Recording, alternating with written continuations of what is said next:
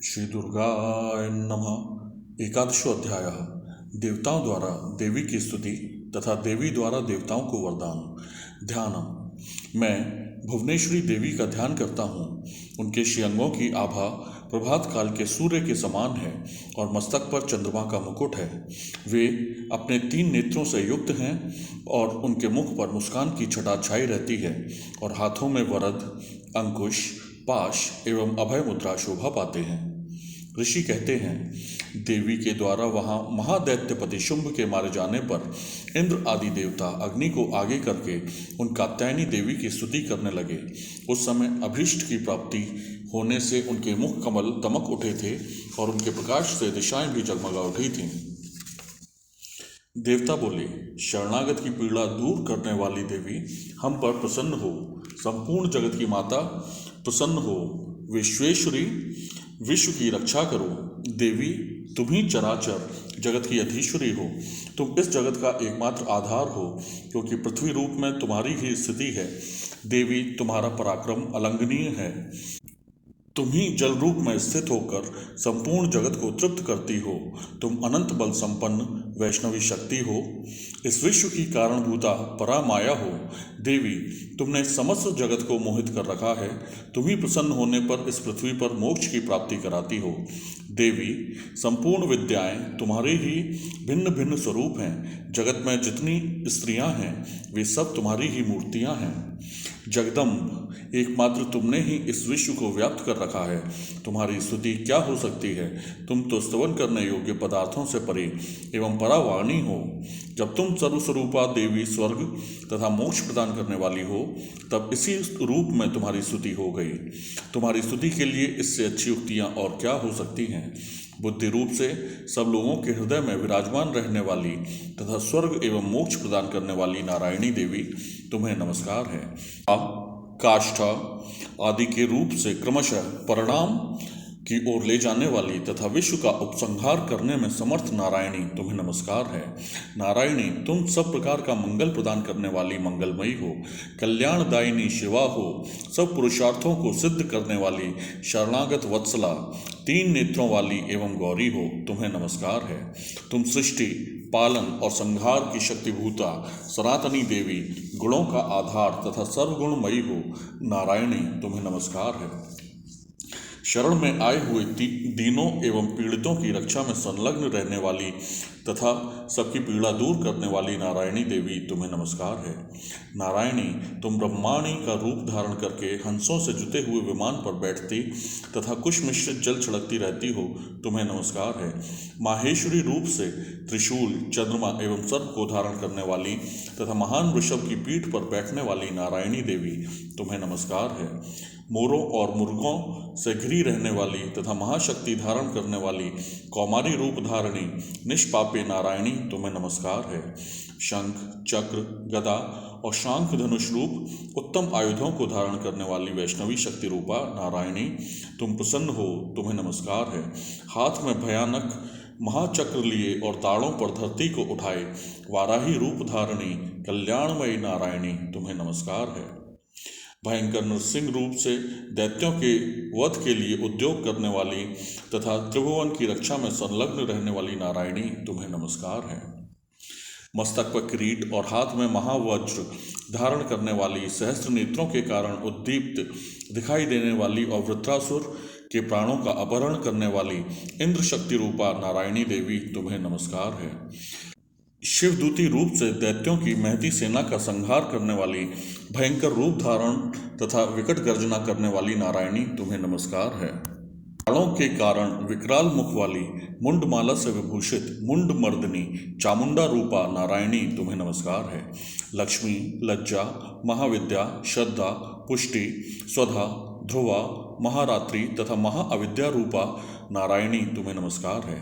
मेधा, सरस्वती, वरा अर्थात श्रेष्ठा, भूति अर्थात ऐश्वर्य रूपा, बाभ्रुवी अर्थात भूरे रंग की अथवा पार्वती, तामसी अथवा महाकाली, नियता अथवा संयम परायणा तथा ईशा अर्थात सबकी अधीश्वरी रूपिणी नारायणी, तुम्हें नमस्कार है। सर्वस्वरूपा सर्वेश्वरी तथा सब प्रकार की शक्तियों से संपन्न दिव्य रूपा दुर्गे देवी, सब भयों से हमारी रक्षा करो, तुम्हें नमस्कार है। कात्यायनी, यह 3 लोचनों से विभूषित तुम्हारा सौम्य मुख सब प्रकार के भयों से हमारी रक्षा करे, तुम्हें नमस्कार है। भद्रकाली, ज्वालाओं के कारण विकराल प्रतीत होने वाला, अत्यंत भयंकर और समस्त असुरों का संहार करने वाला तुम्हारा त्रिशूल भय से हमें बचाए, तुम्हें नमस्कार है। देवी, जो अपनी ध्वनि से संपूर्ण जगत को व्याप्त करके दैत्यों के तेज नष्ट किए देता है, वह तुम्हारा घंटा हम लोगों की पापों से उसी प्रकार रक्षा करे जैसे माता अपने पुत्रों की बुरे कर्मों से रक्षा करती है। चंडिके, तुम्हारे हाथों में सुशोभित खड्ग जो असुरों के रक्त और चर्बी से चर्चित है, हमारा मंगल करे, हम तुम्हें नमस्कार करते हैं। देवी, तुम प्रसन्न होने पर सब रोगों को नष्ट कर देती हो और कुपित होने पर मनोवांछित सभी कामनाओं का नाश कर देती हो। जो लोग तुम्हारी शरण में जा चुके हैं उन पर विपत्ति तो आती ही नहीं। तुम्हारी शरण में गए हुए मनुष्य दूसरों को शरण देने वाले हो जाते हैं। देवी अंबिके, तुमने अपने स्वरूप को अनेक भागों में विभक्त करके नाना प्रकार के रूपों से जो इस समय इन धर्मद्रोही महादैत्यों का संहार किया है, वह सब दूसरी कौन कर सकती थी। विद्याओं में, ज्ञान को प्रकाशित करने वाले शास्त्रों में तथा आदि वाक्यों में तुम्हारे सिवा और किसका वर्णन है, तथा तुमको छोड़कर दूसरी कौन ऐसी शक्ति है जो इस विश्व को अज्ञानमय घोर अंधकार से परिपूर्ण ममता रूपी गड़े में निरंतर भटका रही हो। जहाँ राक्षस, जहाँ भयंकर विष वाले सर्प, जहाँ शत्रु, जहाँ लुटेरों की सेना और जहाँ दावानल हो, वहाँ तथा समुद्र के बीच में भी साथ रहकर तुम विश्व की रक्षा करती हो।